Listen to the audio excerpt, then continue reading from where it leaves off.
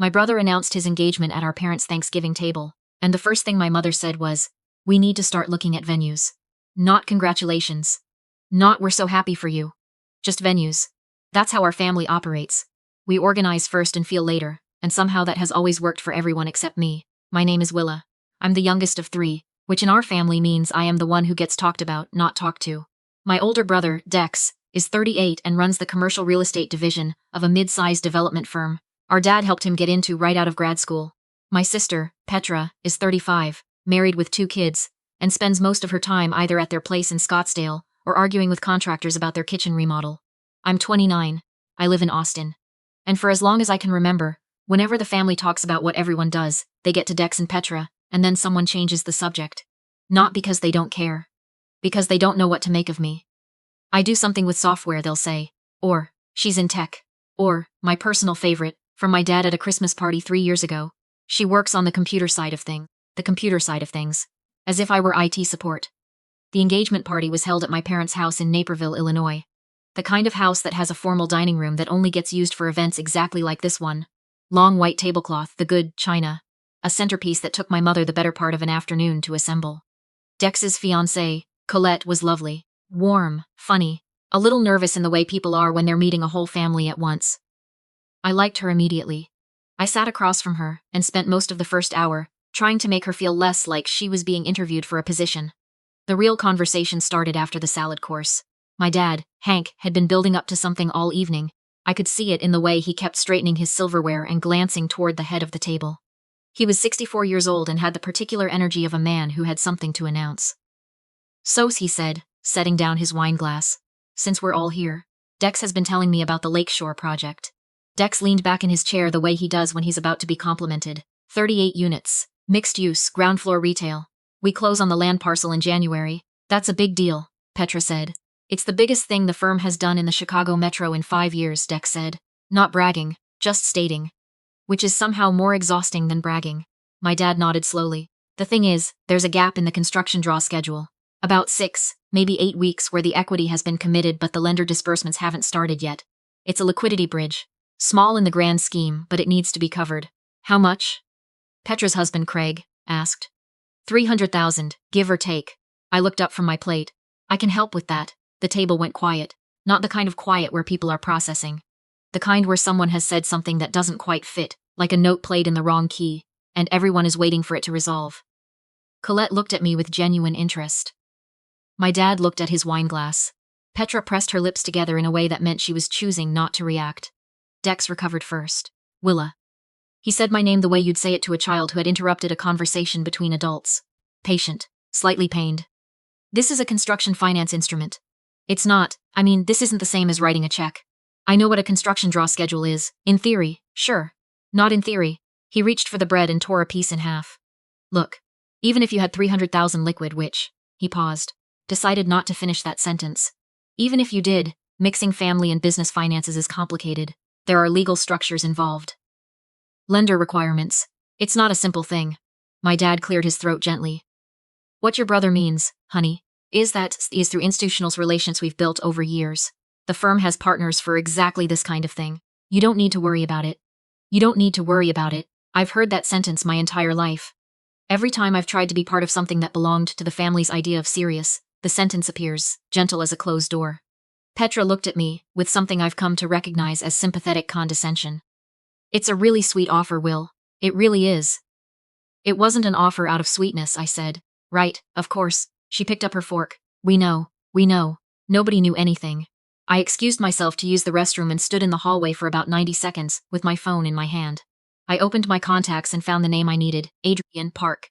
My financial advisor, or rather, the managing director of the vehicle, through which I hold most of my assets. Adrian worked Saturdays, worked late, and had the particular quality I valued most in a professional. She never seemed surprised by anything I asked her to do. I typed, "Run a beneficial ownerships check on Thornfield Capital Group. Flag anything that connects to the Lakeshore project in Chicago. You know what I'm looking for." Then I put my phone in my pocket and went back to the table. Dinner continued. Dex talked about the Lakeshore project.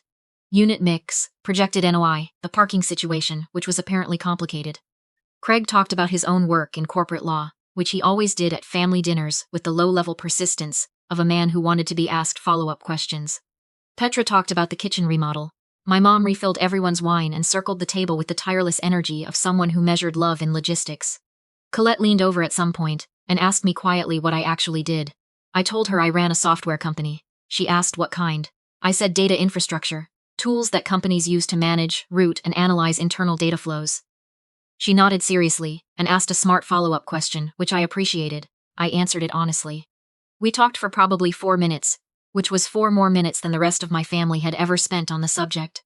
My dad mentioned his financing partner at some point during the main course. A private equity vehicle called Thornfield Capital Group that had backed Dex's firm on their last 2 projects.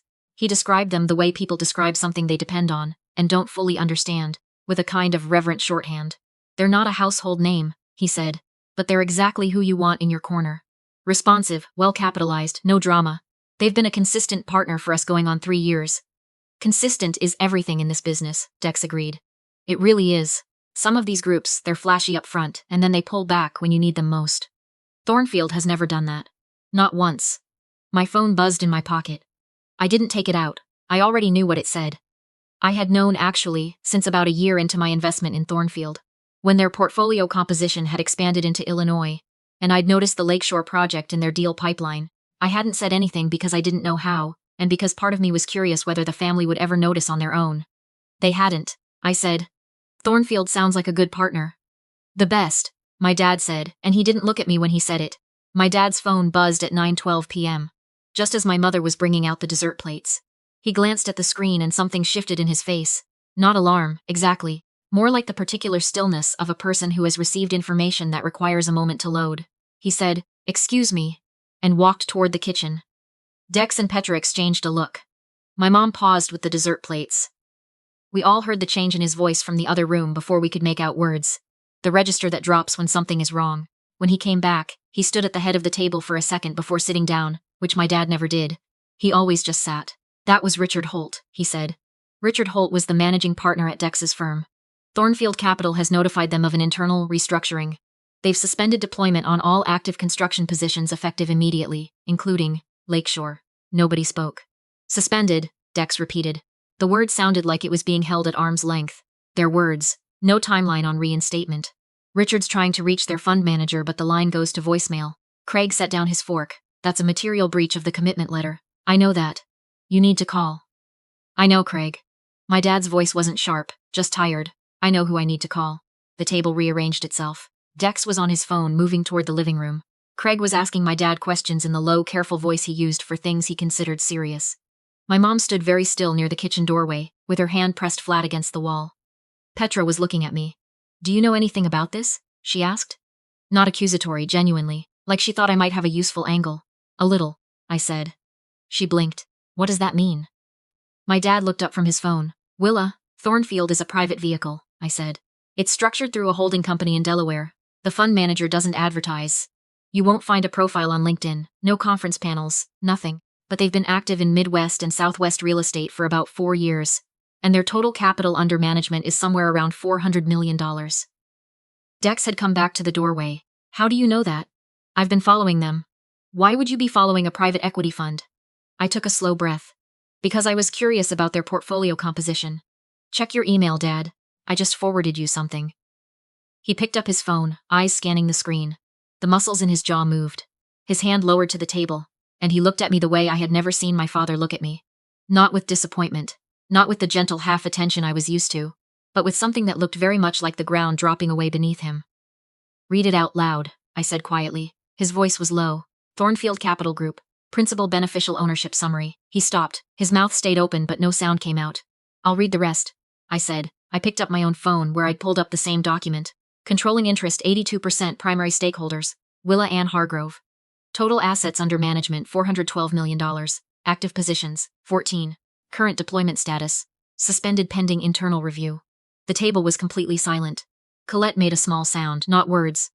Just the sound a person makes when something reconfigures. Petra had both hands flat on the tablecloth. Craig stared at me. Dex looked like a man in the process of revising a long-held assumption about the shape of the world. You're Thornfield, my dad said. I've been Thornfield for 3 years and 4 months. He set the phone down very carefully as though it were fragile. Willa, how? I folded my hands on the table.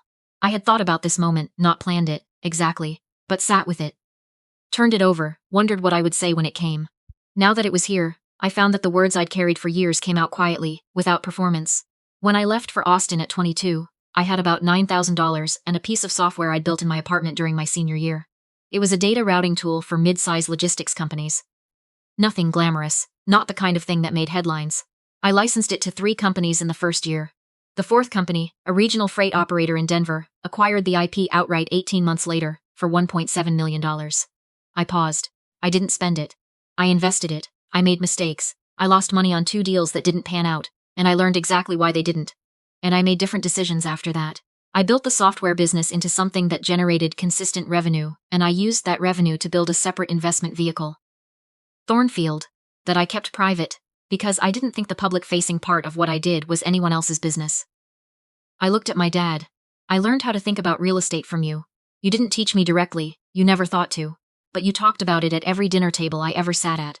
I listened to you talk about land value and timing, and what makes a project worth the risk for 20 years. You just never realized I was paying attention. My dad put his face in his hands. $400 million, Petra said, quietly, like she was reading a number in a language she'd never heard spoken aloud.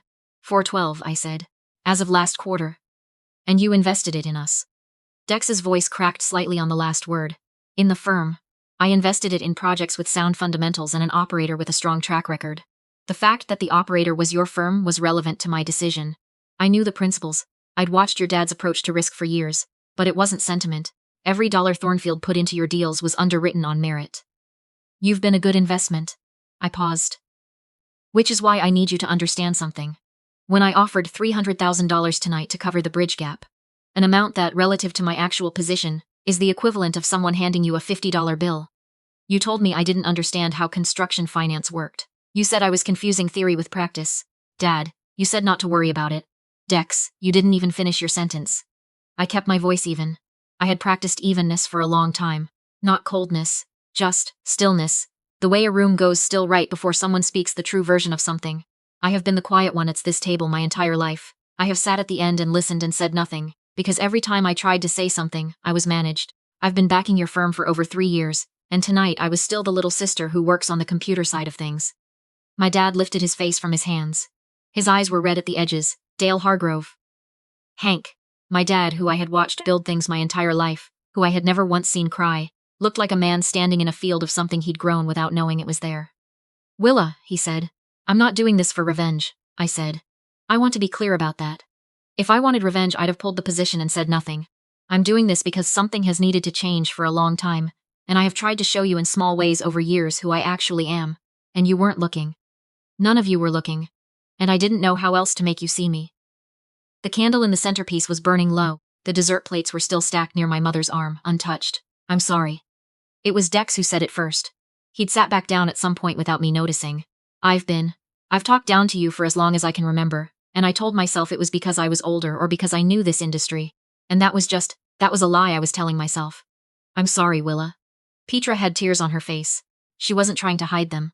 You built something this big, and you felt like you had to keep it secret from us to be taken seriously at your own family's table. That's not what family is supposed to feel like. Craig nodded.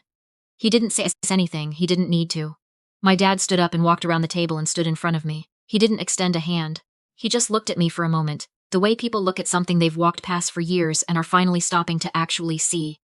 I taught you to look at a project and ask whether it was worth backing, he said. And you looked at your own family and decided we were. His voice broke on the last word. Just slightly. That is not something I deserve. And I am going to spend a long time figuring out how to be worthy of it. He put his hand on my shoulder. I let him. Then I picked up my phone and called Adrian. Reinstate the Thornfield position, I said. Full deployment on all spent commitments. Flag the Lakeshore project for priority reinstatement and add a $50 million expansion draw for Phase 2. I want to see the pro forma by Tuesday. I paused. Yes, I'm sure. Tell Richard Holt he'll have a call from our team first thing Monday. I hung up. The Lakeshore project will have its capital back in place by Monday morning, I said. January close proceeds as planned. But I'm not staying invisible anymore. I want a seat at the table. Not as a silent backer, not as someone who forwards documents after the fact. A real seat. Same as Dex has. Same as Craig has. I want to be in the room when decisions get made. And I want my name to mean something in this family. That has nothing to do with being the youngest, or the quietest, or the one who does something with computers. My dad nodded. Just nodded, slowly, like the simplest possible agreement. You have always had that seat, he said. I just never had the decency to offer it. Colette, across the table, reached over and picked up her wine glass. She raised it slightly. She didn't say anything, which was exactly the right call. Later, after Craig and Petra had put their coats on, and the good china had been stacked, and Dex had shaken my hand, actually shaken it, like a person who was meeting me for the first time and knew it. I found my mom in the kitchen. She was standing at the sink, not washing anything, just standing there with the water running. I turned it off. She didn't say anything for a while. I knew you were building something, she said finally. I didn't ask what. I think I was afraid the answer would make me realize how little attention we'd been paying. You were paying a different kind of attention, I said. You always called. You always wanted to know if I was eating right, sleeping enough, if I had friends in Austin. You cared. You just didn't know what to do with the part of me that wasn't about those things. She turned and looked at me. My mother, who had spent 30 years making sure every event in this family came with the right centerpiece and the right seating arrangement, and had somehow missed the one arrangement that actually mattered. I'm going to do better, she said. I know. She pulled me into a hug that lasted longer than it usually did. My mom was a practical woman who measured affection in tasks completed and logistics handled. This was different. This was just arms around me and nothing else. Outside, the November night was sharp and clear. The house lights of Naperville stretched out past the yard, a suburb that had always felt like somewhere I'm from, but never quite somewhere I was.